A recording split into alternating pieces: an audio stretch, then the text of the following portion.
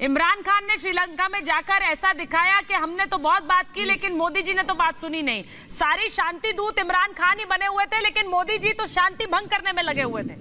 सारा शांति दूत का बनने का ठेका पाकिस्तान ने लिया था लेकिन हमने सुनी ही नहीं, क्योंकि हमें लग रहा था कि पाकिस्तान हमारे साथ आकर उस भाईचारे को आगे बढ़ाएगा। पिछले कई दशकों में हमने देख लिया कैसे बढ़ाए वो।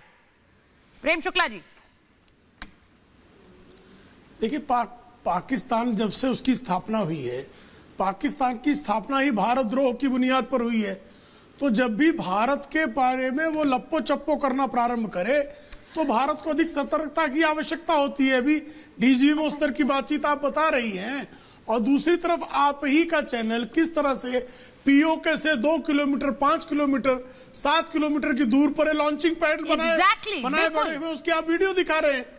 आपको यदि शांति चाहिए तो आप लॉन्चिंग पैड किसके लिए बना रहे हैं साहब?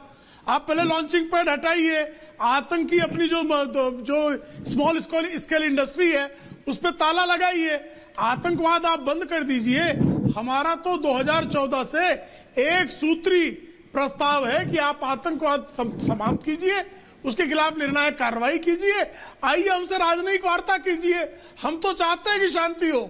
भारत ने 1947 से लेके 2021 इन 74 वर्षों में कब भारत ने अपनी तरफ से शांति का प्रयास नहीं किया?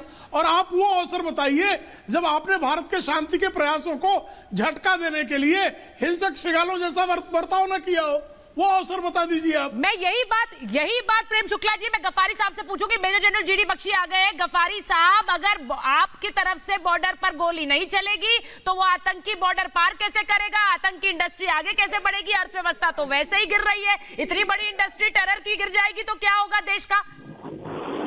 गफारी साहब जी, आज तो मैं कह रहा था, आज मैं एक्सपेक्ट कर रहा था कि शायद आप लोग अमन का पैगाम लेके, लेकिन आप जब किशोर जी बोलते हैं ऐसे लगता है जैसे इनके साथ तो खास तौर पे पाकिस्तान ने दुश्मनी की है। आज तो मेजर कारोबारी जैसा बंदा भी वहाँ पे ठंडा होकर बैठा हुआ है, उसे पता चल गया कि यार आज तो पाकिस्तान ने बड़ी ईमानदारी से और बड़ा जबरदस्त काम किए।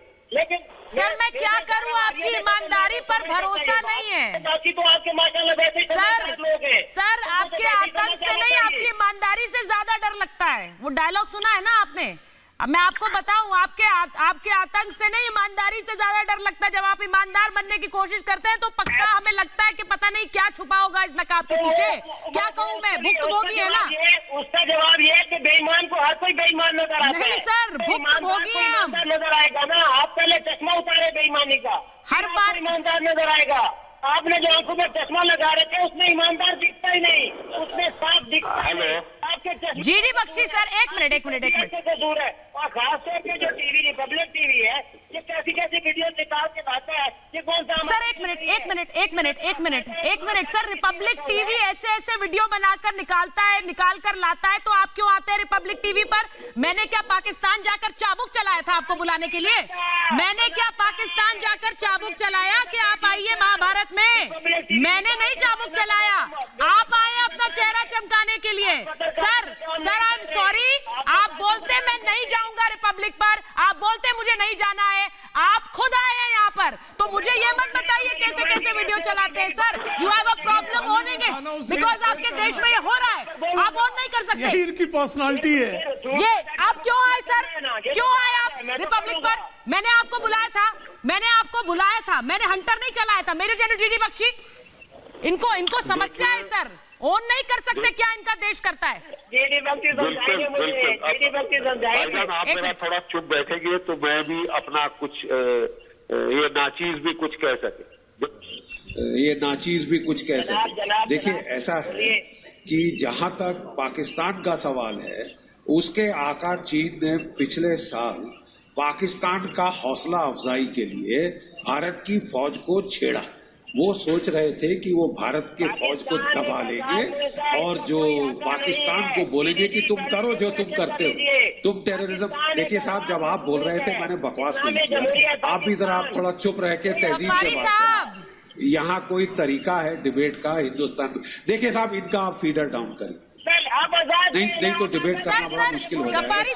गफ्फारी साहब ये सिर्फ बकवास कर रहे हैं। होता है, दूसरे को बोलने देंगे। आप समझौते समझते नहीं है, इसलिए तो कह रही डीजीएमओ समझौता तो कर लिया, समझौते समझते नहीं आप सर। वो बोल रहे हैं अभी, उसके बाद आप बोलिएगा। मेरे जनरल डीडी बख्शी सर, बोलिए सर। थैंक यू साहब। समझौता नहीं समझे तो सजा मिलती है। प्लीज, हमारे यहाँ डिबेट जब होती है उसे गुफ्तगू कहते हैं, दोनों तरफ से बातचीत होती है, पहले एक फिर दूसरा। तो मुझे जरा कह लेने दीजिए, फिर मैं आपकी सुनना चाहूंगा। Thank you.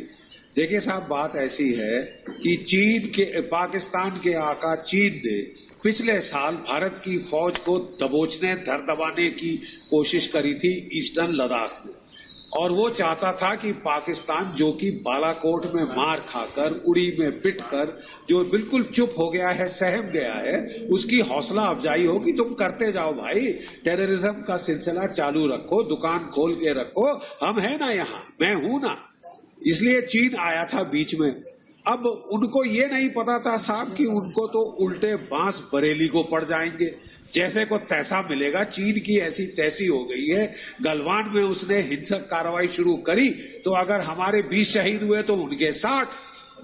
और उसके बाद साहब जब अगस्त के महीने में हमारी फौज ने जैसे को तैसा दिया, और जो पूरी कैलाश रेंज की तमाम हाइट्स पकड़ के जो उनकी मोल्डो गैरिजन है उसके सिर पे जाके बैठ गए साहब।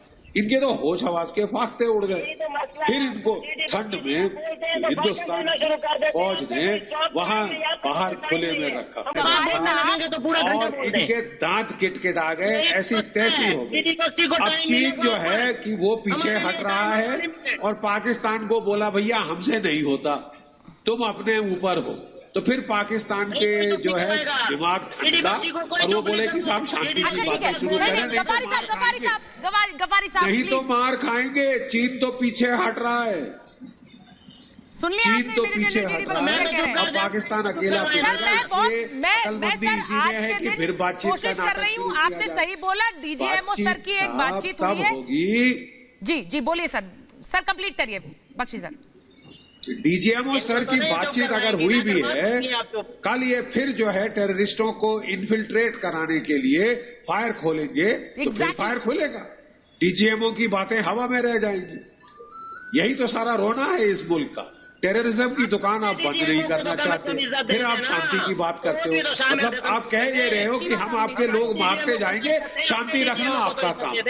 ऐसे एक तरफा काम नहीं होगा साहब, आपको फिर और टेररिस्ट इन्फिल्ट्रेट करने पड़ेंगे। कल बहुत बड़ा दिन है, बालाकोट को 2 साल हो जाएंगे, क्योंकि अब इन्हें पता है कि इनके कोई भी प्लान, कोई भी साजिश मुंह तोड़ जवाब मिलेगा उसका, इन्हें ये पता है। चीमा साहब आप भरोसा कर रहे हैं सर, मेरी तो छोड़ दीजिए मेजर आर्या, चीमा साहब भरोसा कर पा रहे हैं कि पाकिस्तान की तरफ से एक गोली नहीं चलेगी? चीमा साहब खुद नहीं भरोसा कर पाएंगे। चीमा साहब की सारी उम्मीदें फिर भी भारत के ऊपर ही हैं कि भारत गोली नहीं चलाएगा तो फिर पाकिस्तान की तो खैर भली कही। मैं आपको बताता हूं इसमें असली बात हुई क्या है।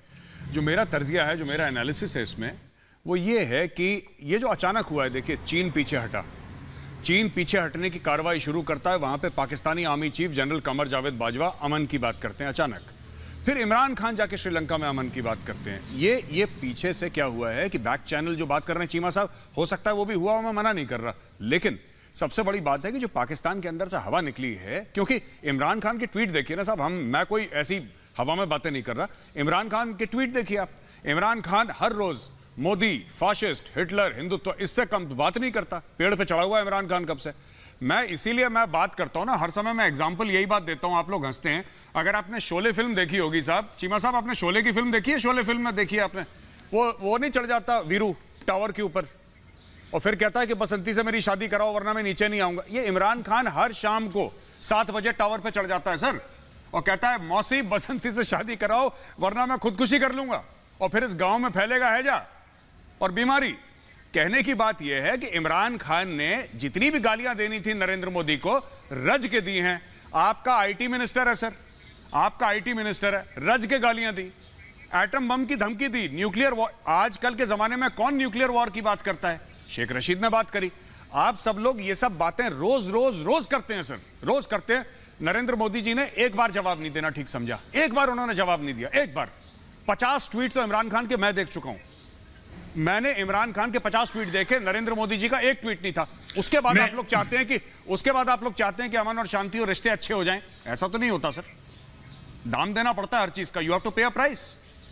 मैं चाहता हूं थोड़ा सा इस पे मैं आपको मेजर साहब आपको इस पे भी बताता हूं कि बैक चैनल पे ये नरेंद्र मोदी साहब के जो गुड ऑफिसर्स हैं, उन्होंने ये इमरान खान को कहा था कि आप ये जो हर वक्त नरेंद्र मोदी को फासिस्ट एंड ये और वो कहते हैं, ये कहना बंद करें और हम इससे फिर आगे चलेंगे। तो मुझे ऐसे लग रहा है कि इमरान खान साहब ने भी ये कहना बंद कर दिया और चीजें बहुत ज्यादा सेटल डाउन हो गई हैं।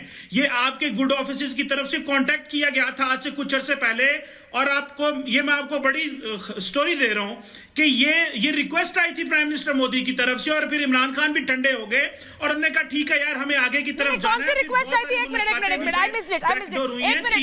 कमर चीमा साहब, ये कौन सी बैक चैनल से रिक्वेस्ट आई थी?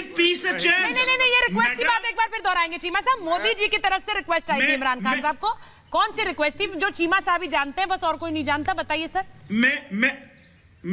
हाँ, मुझे जिस तरह मेजर साहब थोड़ा एनालिसिस करते हैं, मेरा भी थोड़ा सा एनालिसिस है कि बेसिकली जब इमरान खान साहब जहां जाते थे तो फैसिस्ट मोदी इस तरह की बातें करते थे, तो इंडिया की तरफ से ये पैगाम आया था कि आप ये कहना बंद करें, अगर हमने वाकई डायलॉग करना है, चीजों को ठंडा करना है, तो इस तरह आप चीजों को उभार के रखेंगे तो चीजें कैसे बेहतर होंगी। फिर खान साहब ने भी थोड़ा सा टेम्परेचर लो किया और चीजें आगे चली।